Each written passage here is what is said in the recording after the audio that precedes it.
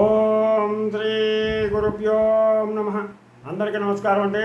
ఈరోజు మనం ఐశ్వర్య యోగం 39వ నామం గురించి, ఆ నామం మహిమ, ఆ నామం యొక్క ఫలితం గురించి తెలుసుకుందాం. ముందుగా గణేశ ప్రార్థన. శుక్లాంబరధరం విష్ణు శశివర్ణం చతుర్భుజం ప్రసన్నవదనం ధ్యాయే సర్వవిఘ్నోపశాంతయే. గురుబ్రహ్మా గురుర్విష్ణు గురుర్దేవో మహేశ్వరः గురు సాక్షాత్ పరబ్రహ్మ తస్మై శ్రీ గురవే నమః. ఓం ఐం హ్రీం శ్రీం శ్రీ మాత్రే నమః. ఓం ఐం హ్రీం శ్రీం శ్రీ మాత్రే నమః. ఓం ఐం హ్రీం శ్రీం శ్రీ మాత్రే నమః. హరి ఓం. ఈరోజు మనం ఐశ్వర్య యోగం శ్రీ లలితా అమ్మవారి యొక్క 39వ నామం గురించి శ్రవణం చేద్దాం. ఓం కామేశ జ్ఞాత సౌభాగ్యమార్థకోరుద్వయాన్వితాయై నమః. ఓం కామేశ జ్ఞాత సౌభాగ్యమార్థకోరుద్వయాన్వితాయై నమః. ఓం కామేశ జ్ఞాత సౌభాగ్యమార్థకోరుద్వయాన్వితాయై నమః.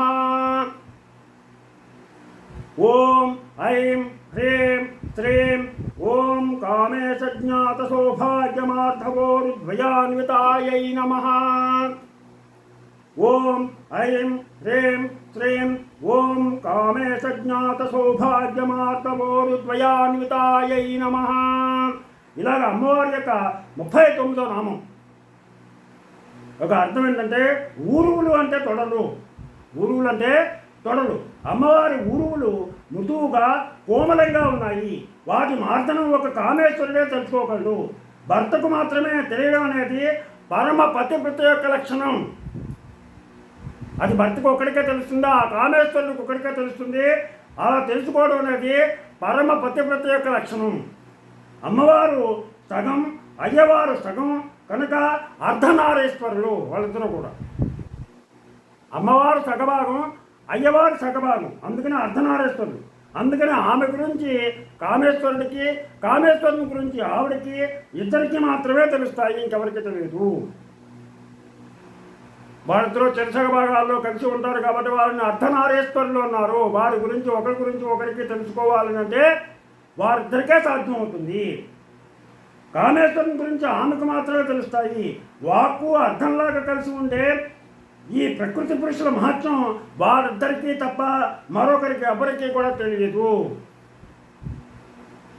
ఈ పవిత్ర సౌభాగ్యమార్థవాలైన తొడలపై త్రిమూర్తులను కూడా పచ్చిపాపలుగా చేసి పడుకోబెట్టుకుంది, ఆడిస్తోంది అమ్మవారు. త్రిమూర్తుల్ని ముగ్గురిని కూడా పసిపాపల కింద చేసి వాళ్ళని తన తొడల మీద, తన ఊరువుల మీద పడుకోబెట్టుకుని ఆడించినటువంటి మహిమాన్వితమైనటువంటిది ఈ లలితా ప్రాపచారిక అమ్మవారు. ఈ ప్రపంచ ప్రళయకాలంలో శ్రీ మహావిష్ణువును పసిపాపగా చేసి తొడలపై పడుకోబెట్టుకుని ఆడించింది కూడా ఈ అమ్మవారిని స్వయంగా శ్రీహరి బ్రహ్మకు, ఈశ్వరునికి చెప్తారు. సాముద్రిక శాస్త్రం ప్రకారం కూడా ఉత్తమ స్త్రీ ఊరువులు సకల శుభలక్షణాలతో మృదువుగా ఉంటాయి. అది ఈ మంత్రం పఠించడం వల్ల కలిగేటువంటి ఫలితాలు ఏంటంటే, రుణానుబంధ రూపేణ పశుపత్ని తుతాలయా అని చెప్పేసి మనం అంటూ ఉంటాం. ఈ పశువులు కానీ, భార్య కానీ, పిల్లలు కానీ, ఇల్లు కానీ రుణానుబంధం ఉంటేనే మనకి లభిస్తాయి. అది లేక సంతానం కోసం అలమటించబోయే వారికి ఈ మంత్రం తారక మంత్రం. రుణానుబంధ రూపేణ పశుపత్ని సుతాలయా అని చెప్పేసి మనకి పూర్వం నుంచి చెప్తూ ఉంటారు. ఈ రుణం వల్లే మనకి భార్య కానీ, పిల్లలు కానీ, పశువులు కానీ, పాడి కానీ ఏదైనా సరే మనకి ఈ రుణం వల్లే వస్తుంది. ఇది లేకుండా కనుక సంతానం కోసం అలవటించేటువంటి వాళ్ళు ఈ నామాన్ని కనుక పఠించినట్లయితే వాళ్ళకి సంతానం తప్పనిసరిగా ప్రాప్తిస్తుంది. 3 నెలల పాటు ఆవు పాల నుండి తీసినటువంటి వెన్న అమ్మవారి పటానికి నివేదన చేస్తూ రోజు ఈ మంత్రాన్ని 108 సార్లు పఠించాలి. అలాగే 108 సార్లు కనుక పఠించినట్లయితే వాళ్ళకి సంతాన ప్రాప్తి కలుగుతుంది. ఈ జపం అయ్యాక ఆ వెన్నని భార్యాభర్తల్లో ఎవరో ఒకరు లేకపోతే ఇద్దరు కూడా కలిసి ఆ వెన్నను తినాలి, వాళ్ళే తినాలి, ఇంకెవరికి పెట్టకూడదు. ఆ భార్యాభర్తలు ఎవరైతే సంతానం కావాలని కోరుకుంటూ ఈ నామ జపం చేస్తారో వాళ్ళే అమ్మవారి యొక్క నైవేద్యంగా పెట్టినటువంటి ఈ వెన్నని వాళ్ళిద్దరూ కానీ ఒకరు కానీ స్వీకరించాలి. అలాగే స్వీకరించినట్లయితే వాళ్ళకి తప్పనిసరిగా 3 నెలలు అయిన తర్వాతకి వాళ్ళకి సంతాన ప్రాప్తి కలుగుతుంది. అలాగే భక్తి శ్రద్ధలను బట్టి చాలా తొందరగా ఈ మంత్ర ప్రభావం కనపడుతుంది. శీఘ్ర ఫలితానికి ఇంకా ఎక్కువగా కావాలి అంటే కనుక రోజుకి 1000 సార్లు జపం చేయండి, ఇంకా తొందరగా ఫలితం కనబడుతుంది. ఇది ఈ 39వ నామం యొక్క మహిమ. మీకు అందరూ కూడా